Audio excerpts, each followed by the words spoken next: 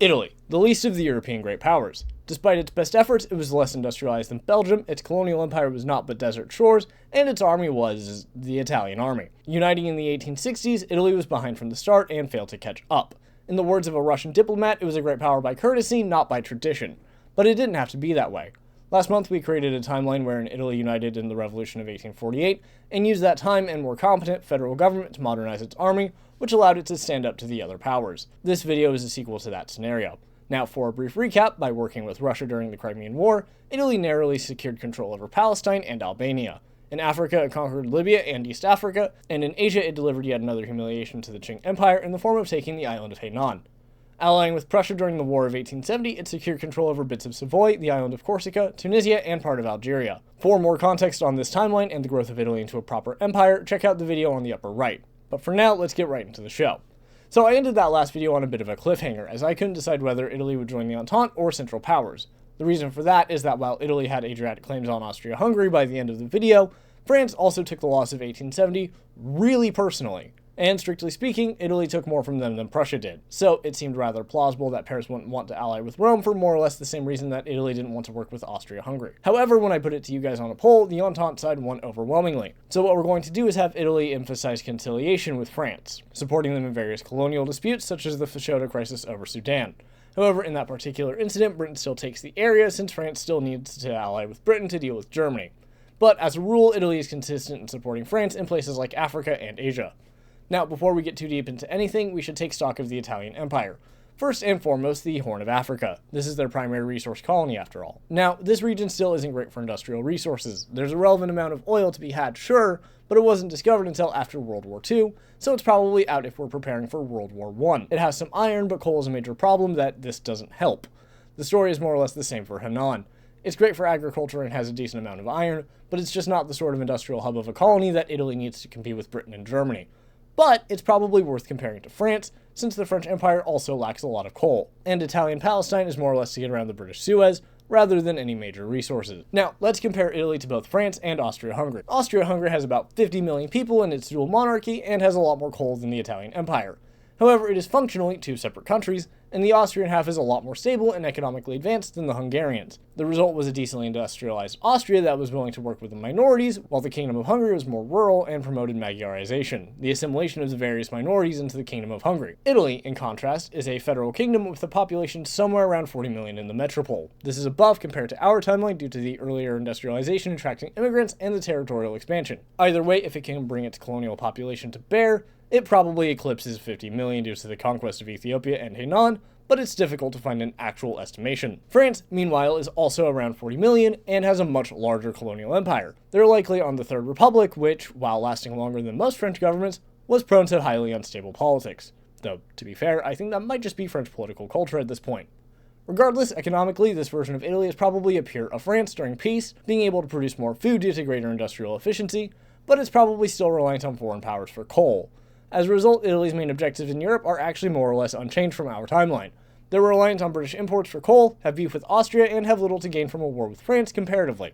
Interestingly, Italy probably wants to ally with Russia due to a mutual design on Austria, but Russia is likely to hesitate due to those same ambitions, in addition to the reactionary Tsardom being wary of the Italians due to their historic support of Poland and their liberal government, which are mostly carried over from our timeline. Interestingly, Italy has little reason to even pretend with the Triple Alliance here. They've already beaten Austria in a war on their own accord and have no serious problems with France. As a result, Austria is their only major target anyway. Thus, Italy likely signed a treaty with France instead of the defensive pact with Austria and Germany. This is a mixed bag. It allows Italy the military freedom to focus on Austria, but it also confirms to Vienna and Budapest that they need to plan for Rome's involvement. In addition, Austria is likely more committed to forced modernization in this timeline, which means that the war won't be easy for Italy either. After all, Austria has already lost to Italy in this timeline, during the War of Italian Independence in 1848, and later on when Italy conquered Lombardy Venetia from Austria. In addition to the loss against Prussia in the 1860s, Austria will have been consistently humiliated and likely spends more on its military. However, Hungary will likely still be wishy-washy about it, since while they want to defend their control over Dalmatia, they still want to pursue their own agenda rather than dance to Vienna's beat. The last great power we need to figure out is Britain. After all, their entire modus operandi was the balance of power, preventing hegemony over the continent. And while Germany is the strongest single nation on the ground, the lack of a triple alliance means that Germany and Austria probably don't look as powerful. So does London start to favor Germany, especially given their own historical problems with Italy?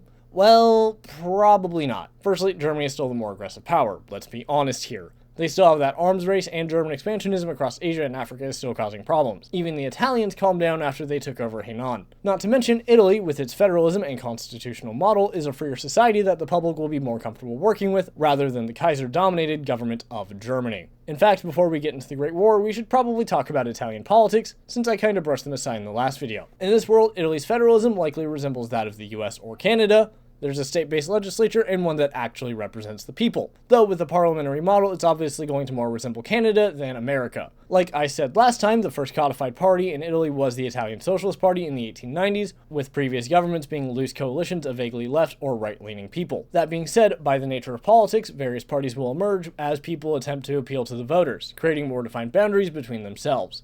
Last time I said that the Federalists would be more or less a centrist party dedicated to regional autonomy, but giving it a bit more thought, I could see them evolving into a more right-wing party, the conservative skeptical of Italian nationalism, or those who want to preserve their regional autonomy and linguistic flair of their province. The right would also have a major religious party to it, which may or may not be mirrored on the left, but those who support the Pope and religious policies in education and the colonies would definitely be here. Finally, this is also where I would put a liberal conservative party. Economically, they'd probably be more in favor of agricultural interests, but it's kind of hard to elaborate further. The left would obviously have the socialists since they're the first party to have formed here anyway, but what other factions would emerge? Well, historically, they also had the Italian Republican Party, sort of a left version of this timeline's Federalists. So I can imagine a version of them and the Feds being quote-unquote centrist parties.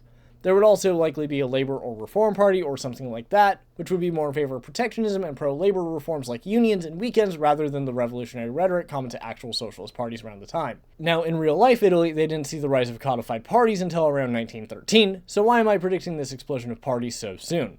Well, Italy in real life struggled with educating the public and had a very agricultural, non-diverse economy. When you increase education, you naturally see a rise in political diversity by the nature of new philosophies and ideals, which is exacerbated by economic divergences among even different parts of the same class. In addition, Italy has a much lower property requirement to vote, if it has one at all, and that means there's going to be a more populistic element to the country's politics. Now, in case it's not clear, I think that this version of Italy governs more or less by coalition instead of majorities. Obviously, coalitions are very fluid and prone to breaking down, which also makes politics more unpredictable, so I'm not really going to bother with that. I did imagine the 1850s would strengthen the more conservative parties due to the people not necessarily being as radical, from which you can probably extrapolate some trends, but the big thing is that Italy has a relatively radical constitution with a powerful prime minister. The question of whether or not parliament can suspend elections during war will certainly be worth answering, but it's also completely unknowable. While it was common in places like Britain and Germany, these were places with quasi-accidental democracy, and in countries with more written-down constitutions like the US, it's a lot less common. And frankly, if you mention the idea of suspending an election to me, I'm getting alarm bells in my freedom sensor. Regardless, the real-life 1913 election was a victory for the Liberals, so that's about all the precedent we have at this point. Now, during the lead-up to the Great War, Italy will be just as active a participant in the July Crisis or equivalent as the other great powers. They're obligated to join France if they're invaded, and this time they will actually want to work with their chosen allies. As a result, they'll issue mobilization at about the same time as the other powers, and declare war on Germany and Austria after they invade France. The good news is that this Italy is very unlikely to get stuck in 20 battles of the Ionza River. However, the Alpine front is still going to be absolute hell on earth, with little respite from other powers. Austria is likely forced to pull men from the Serbian front, which is bad news for the Central Powers, since Serbia lasted an incredibly long time in real life. Over a year against Austria-Hungary and requiring the direct intervention of Germany and Bulgaria to actually crush them. In addition, Austria is under a much closer blockade for longer due to the Regina Mariana, which will put greater pressure on them. That said, Italy is still fighting trench warfare and probably the worst place to be fighting the worst kind of war. And just like everyone else, Italy will expect this to be a quick war. After all, they've beaten Austria before, and now they're fighting on 3 fronts. It should be over by Christmas. But, as is the tragedy of the First World War, they will quickly find themselves under the fire of the Austrian military, bombarded by German planes, and facing the brutal winter of the Alps. They're forced to dig in and hope their artillery is enough. Now, interestingly, Italy was the first nation in the world to use airplanes in a war during their 1905 invasion of Ottoman Libya. While this is difficult to translate to this world since they invaded Libya during the Crimean War, I think I can make it work. After all, the Balkan Wars are very likely to happen during this period, since all of the respective nations still have claims on the Ottomans and each other. If Italy gets involved, and it likely would due to its presence in Albania, it would be in a prime position to debut this powerful new technology. If they workshop this enough and are able to put serious enough emphasis on mobility and range, they could really do some damage early on. Anti-air guns were expensive and infantile in 1914, with only France and Germany having spent serious resources developing them, and that makes Austria very vulnerable. Of course, Austria still has their traditional fortifications in the Alps and along the coast, so the Italian offensive will still have a tough nut to crack. However, Italy means that Austria is on a very, very fine line balancing three fronts, and it will require even greater support from Germany this time around. If they could get Bulgaria, this would be helped a little, but Germany ultimately didn't support the San Stefano borders until they were pressed into it, whereas both Italy and Russia would be much more willing to bribe Bulgaria with their empire.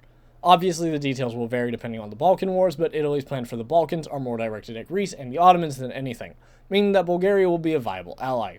Serbia is more on the chopping block than them, if anything. And while it's very minor for our Italy focus here, I do want to talk about the Western Front. Because Austria is, frankly, in an even worse position than in our timeline from the outset, I think that Germany will have to divert resources from the fight with France or Russia in order to support their ally even sooner. In addition, France has more wiggle room to have soldiers on their German border without needing to waste time and money preparing for Italy joining the Central Powers. Obviously, they still prepare for a potential war with them, all nations do, but it will be an afterthought comparatively. So, while Italy's direct contribution to the Western Front will be pretty damn small, all things considered, them being in the Entente from the outset will be a major hurdle for Germany to overcome. Frankly, it would have been in our timeline, but in this scenario it's a near certain defeat, even if the Germans don't know it.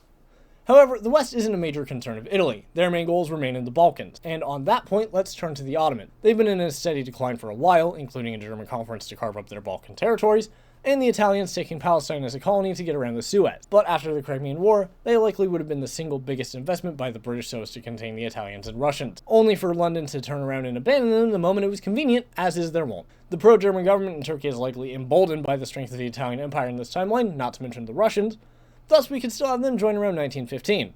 Hell, it would be great for Austria in the short term due to the additional pressure on Serbia. Bulgaria might join in exchange for Macedonia, which will also help them a lot, meaning that Serbia probably falls around spring 1916. Later than in our timeline, but still somewhat inevitable when facing down all of this. Sorry for the very quick interruption, but if you're enjoying the video so far, please consider like and subscribe so you don't miss out on future releases. It really helps the channel grow, and we're closing in on 2,000 subscribers. Don't you want to help us get over that hill? Thank you so much for watching, and let's get right back to the show. Naturally, the Ottoman inclusion gets the Entente scheming and planning to carve up the empire. Now, in our world, Italy really wanted this slice of Anatolia. Originally, I was going to have them pivot to Syria, Jordan, and northern Arabia to secure their Palestinian colony, but after double-checking Anatolia, guess where most of it was? Right along the northern border of what would be the Italian claim. So we don't actually need to mess with the original Sykes-Picot agreement that much. Now, this has horrific consequences for the actual Middle Eastern people and the Turks, but this is about making the colonial oppressor feel better than anything else. Greece would also likely get involved due to the Megali idea and their disputes with Turkey and the Bulgarians, meaning that they're still around. However, whether they get their portion or not is up in the air. Considering the amount of clout that Greece would get, and that it challenges the great powers with pre-existing plans for the Balkans, I'm inclined to say no. In fact, Rome might laugh them out of the room, since they probably want most of that Aegean land anyway. We're still going to have Russia begin to lose and withdraw from the war around 1917 or so, since a weak Russia unable to make plans for Eastern Europe is a short-term boom for Italy. In addition, we'll say that around here, Italy manages to establish lasting beachheads around the Dalmatian coast, so that they can make their claims more legitimately at the peace treaty. In the Middle Eastern front, they're able to assert control over most of southwestern Anatolia, creating a colony in the area and reducing effective Ottoman control to the far north of the country. Without a Turkish War of Independence, Ataturk doesn't come to power, which drastically changes the fate of the Ottoman Sultanate. Crying out loud, Ottoman Turkish likely remains written in Arabic, just off the cuff. Regardless, with the Ottoman collapse in 1918, the Middle East is carved up into French Syria, British Iraq and Kuwait, and Italian Asian Minor. The Ottoman Sultanate is preserved under a de facto Entente protectorate, which is forced to give them all favorable trading rights and other economic concessions. However, the Russian Revolution prevents the Tsar from getting his piece of the region. Austria-Hungary likely breaks down next as the revolts from groups like the Hungarians and Czechoslovak region begin to take power, as well as pressure from Italy and the Serbian resistance against the occupation. The exact borders are up for debate, but at the time of peace, I think that Italy will be able to take almost everything it wants along the Adriatic coast. South Tyrol, Istria, Dalmatia, possibly some connective tissue. However, to decide whether or not it gets any more depends on the Americans. Are they involved? Does Wilson still decide to be an asshole? We don't really know. Like I said last time, the Italian state would still see a lot of people move to the US even in this timeline, it just draws people in as well, and this would change politics stateside. And that's ignoring the butterflies of Hainan of the Pacific. Other powers like Germany would be hungrier for Chinese concessions, causing problems with the American championed open door policy. Point being, it seems unlikely that Wilson is quite in the position to challenge the Italian claims. In fact, with a bit of luck during the final weeks of Austrian involvement in the war, Italy might be able to advance deeply enough to challenge Yugoslavism as a concept.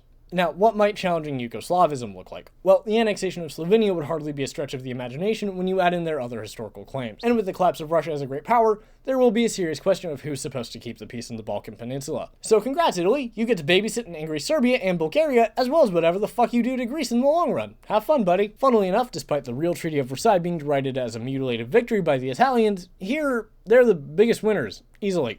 They managed to destroy their biggest rival in the Habsburg monarchy, conquer their remaining nationalist claims, and assert hegemony over the Balkans as a whole. They're likely able to charge pretty expensive indemnities towards the remains of the Austro-Hungarian monarchy, but the exact bill is pretty irrelevant. In addition, they have gained massive and essential colonies in Anatolia and Arabia, meaning that all that oil and coal is going to finally start rolling in. At this point, anything more requires knowing what happens to Germany and Russia, the completely divergent nature of World War I making that unknowable. So at this point, I think I need to end the video. With the victory in the Great War and the collapse of the Russian Empire, Italy has emerged as a true leader of Europe, its rule and language stretching from Hainan to Tunisia, with command over some of the most lucrative oil and coal in the Middle East, poising it for a domineering 20th century if it can keep this newfound empire. Before we go, I want to give a quick thank you to channel members Nafumato, Grimwalt, and Dubs Main, and a special thank you to Dubs Main and Grimwalt for joining at the exclamation point level. Thank you so much for watching, and join me next time as we explore another alternate world.